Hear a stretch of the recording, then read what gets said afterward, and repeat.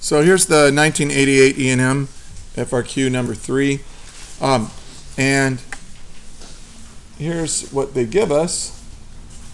They give us a coil. Okay, so here the current comes in, it goes down in front, up in the back, it coils around like this. And then here they show it in cross section. This is a very nice diagram, by the way. This is really good. And it says the long, why don't you take that over there so it doesn't happen anymore. The long solenoid shown in the left-hand figure has a radius of R1 and N turns of wire per unit length, and it carries a current of I. For some reason, in here they always use lowercase I for current. It's all right. The magnetic field outside the solenoid is negligible. Okay. Apply Amperes law using the path A, B, C, D, A, indicating in the cross-section shown in the right-hand figure above, to derive an expression for the magnitude of the magnetic field near the center of the solenoid. So this is using Amperes law. So here's A, and so we'll go ahead and we'll look at, I'll kind of redraw part of that. I'm just kind of redrawing this part right here. And you have H, they call this H for some reason. And this is A, B, C, D. And so Amperes law says this, that B dot ds is equal to mu naught, that's our constant of nature, times the current enclosed by the loop. So when you're using Amperes law, just make sure you understand what the different parts mean, what it's saying. Hey, draw a path along the magnetic field. Now here they tell you that outside it's 0. B equals 0 out here. But on the inside, and by the way, you can kind of see this, if you look at each individual wire here, between the wires, the magnetic fields cancel out. I mean, use the right-hand rule of grabbing wires. Grab the wire, your thumb comes out for each little thing, and so here the magnetic field is up, but here, goes up, but over here it goes down, so that you can see that between the wires, the magnetic fields cancel out. Out here, though, the magnetic fields reinforce each other. And so you get a magnetic field inside. Now out here it's 0, and we can talk about why it's 0 when we're done with this problem. And so now you can apply this. You can go from A to B. Okay, so you're going to have B times, well, if you go from A to B, you're going to have B times H, because that's the width of this thing, plus, and then you go from B to C, but from B to C, it's 0, because when you have from here to here, the dot product will give you 0, because your path, your DS's, there's a 90-degree angle between them, so you're going across the magnetic field. And then when you're out here, there is no magnetic field, so I just put plus 0, plus 0. And then you might want to mark this like from B to C, 0 from C. What did I do? A, B, C. This should be D, huh? From B to C, from C to D, it's 0, and it's 0 plus from D to A.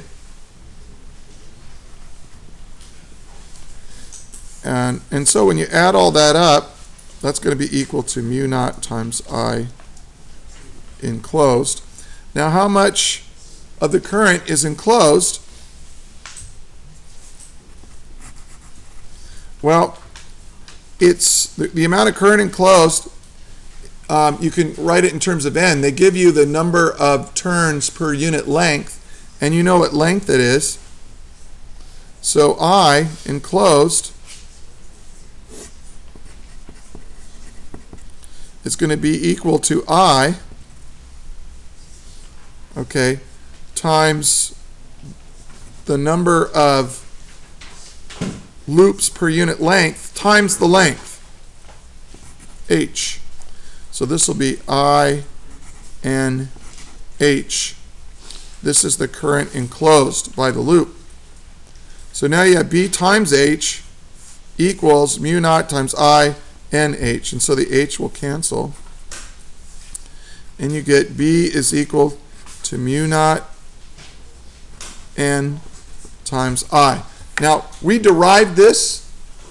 This is an equation that we already derived. So it should look familiar to you. The magnetic field inside a solenoid is a big deal. I mean, you see it all the time. I mean, this is one you could actually memorize. So here we're just deriving one. And it is on your equation sheet, yeah. Okay, so part B.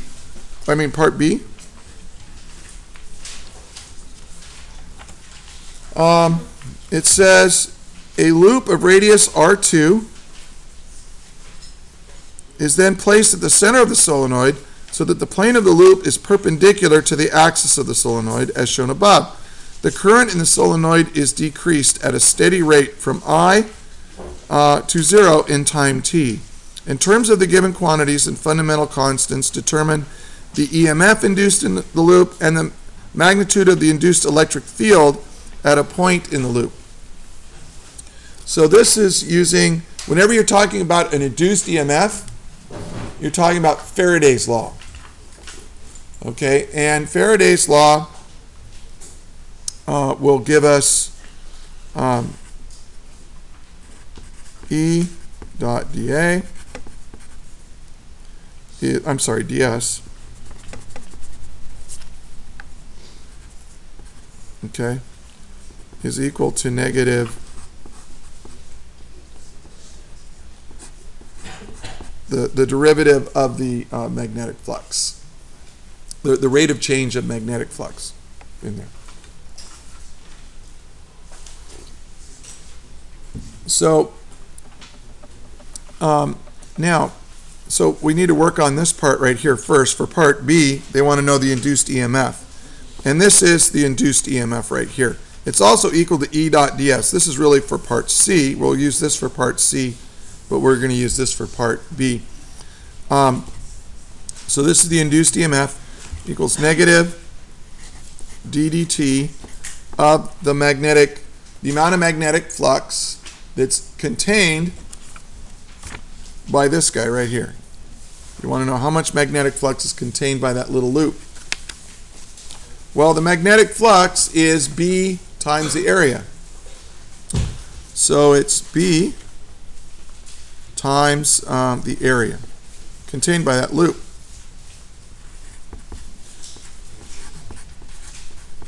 Well, now we got to work on both of these guys, B and A.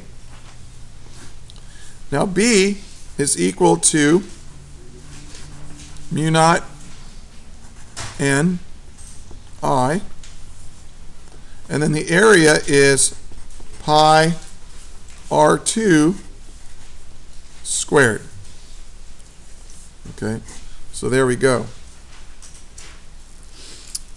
Now, all of these things are constant. This is a constant, this is a constant, this is a constant, this is a constant. The only thing that is changing is the I. I is the current in the solenoid. So I'm going to pull all that out. Mu naught N pi R2 squared. Okay, thank you. And then, and this will be di dt. Well,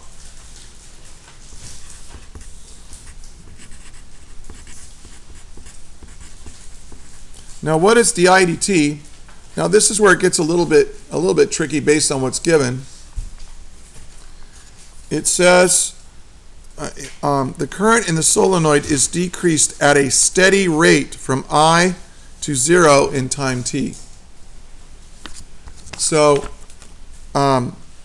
really you have the derivative of di dt is, well, you can think of it as delta I over delta t. Okay? Whenever you have, I mean, it's a steady decrease. That means it's a straight line, and the derivative of the straight line is just the slope of that line, and this is the slope of the current as a function of time.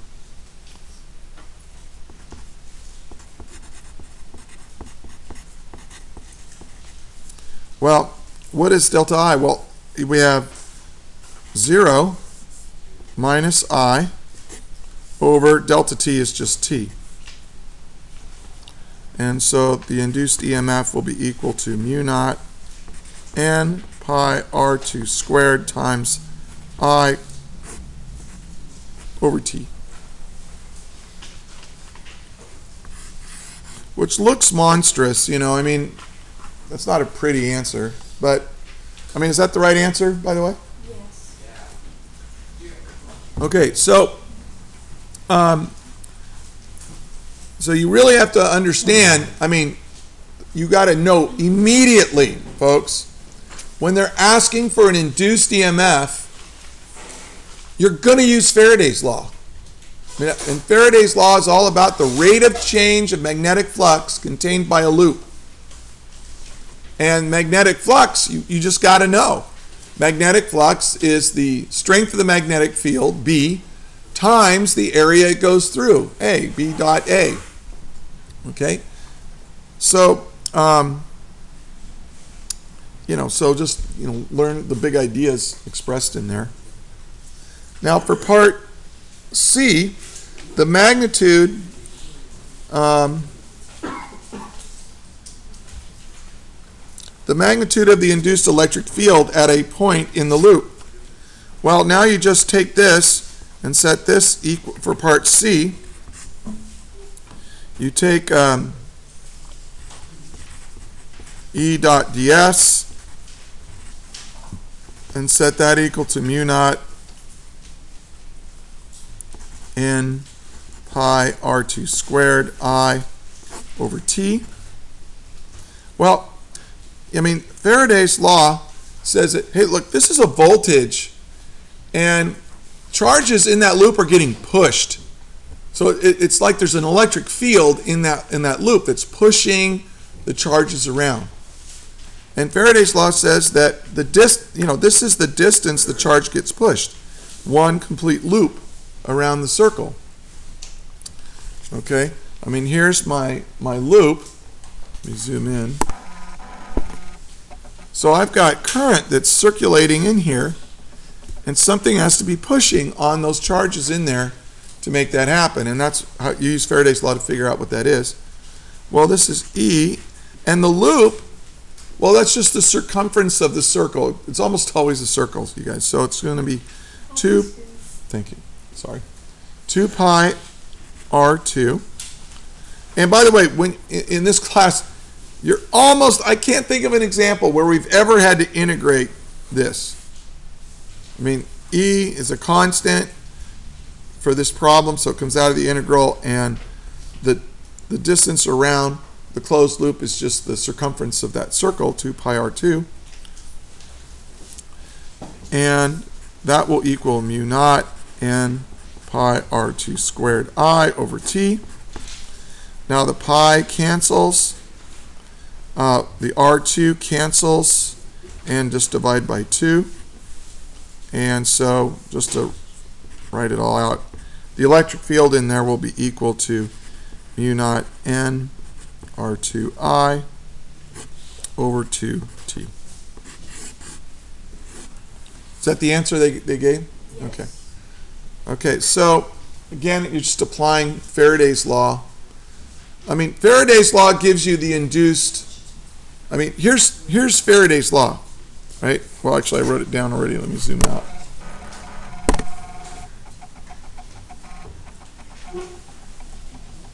I mean, this whole thing right here is Faraday's law. You know, and so you have to understand what each piece is telling you. Okay, and I mean, this is a set of instructions on what to do. Think of it. So this is the rate of change of magnetic flux contained by a loop. This is the electric field that's pushing the charges for that induced voltage. This is the distance around our loop, you know, ds. Magnetic flux is B times A. Okay, so there's a lot of pieces there that you just got to know. Any questions? Yes? Okay, I want to make sure I understand this. So you said part C with Faraday's law equal to the answer in part B because the answer is your E and F, and you're just trying to find out your electric field right. about every point on the loop.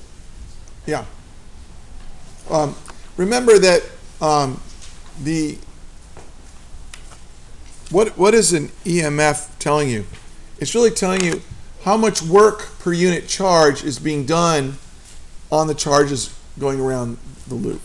Work per unit charge, okay? And, well, but think of it this way. Something's pushing those charges. They feel a force on them. And, you know, also remember our definition. Let's go back a little bit farther. Our definition of a voltage, delta V, is equal to negative E dot ds. Now think about this in terms of units. This is newtons per coulomb, right? This is meters. So what's a newton times a meter? It's a joule per coulomb. So that's a voltage. Now we got that negative sign in there. But now, but what we did earlier, okay, is we had an electric field that was the result of isolated charge. And that field, that electric force was that electric force was a conservative force. In other words, if I were to do this, it would be exactly equal to 0. Okay, but now it's not equal to 0 if you're dealing with Faraday's law. Here, the source of the electric field was isolated charge, creating an electric field. But here, it's not. It's a rate of change of magnetic flux. Okay, now this is really profound stuff. Let's take a look at that loop. Let's take a look at R2 in this loop, okay? So I'm going to draw I'm going to draw it like a donut, kind of a skinny donut. All right? So what you have is you have a rate of change of magnetic flux. Now, if I take a look at my pretend positive charges in here, they're getting pushed like this, aren't they? Right? They're getting pushed in a circle. Now, if I take all those pushes and I trace them out as an electric field line, my electric field line is a loop, isn't it? It's a loop. Here's the difference between electric field lines that are induced by a changing magnetic field and a field line that's created by isolated charge.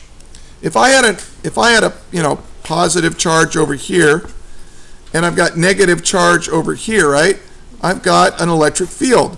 But what's true about these field lines? They begin and they end.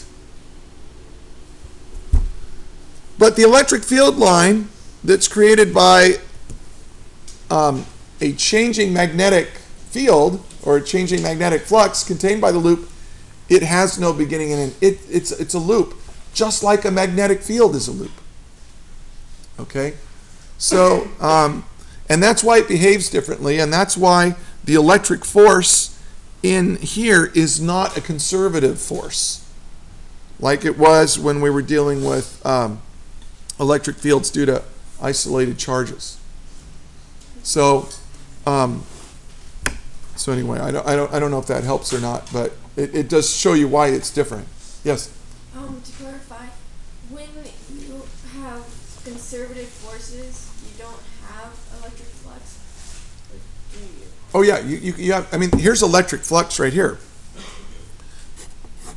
Electric flux is the kind of the measure of the amount of field lines. Okay? Like here, huh?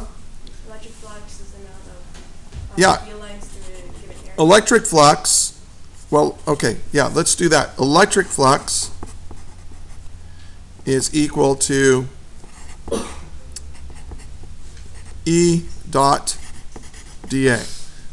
The electric field times an area. Okay?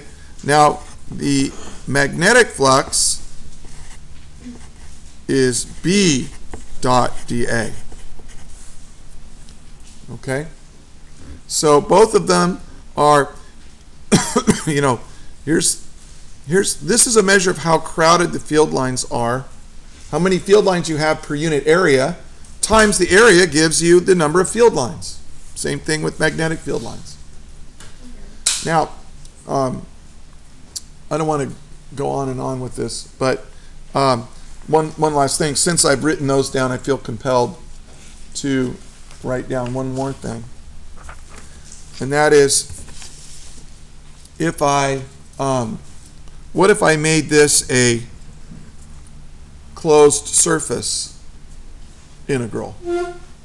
Now this means that I'll only get electric flux if I've enclosed some net charge, that's some isolated charge is there, divided by epsilon naught. This is Gauss's law for electric fields. If I close this area, it's going to be equal to 0. Why? Because magnetic field lines always come in loops. Magnetic field lines are caused by moving charges. You form loops, and what, you know, so that kind of extends what we did. But if you take this off, you know, if you take the closed surface and you just have an open surface, like I drew right here, just an open surface area, then that's not true. You just have this.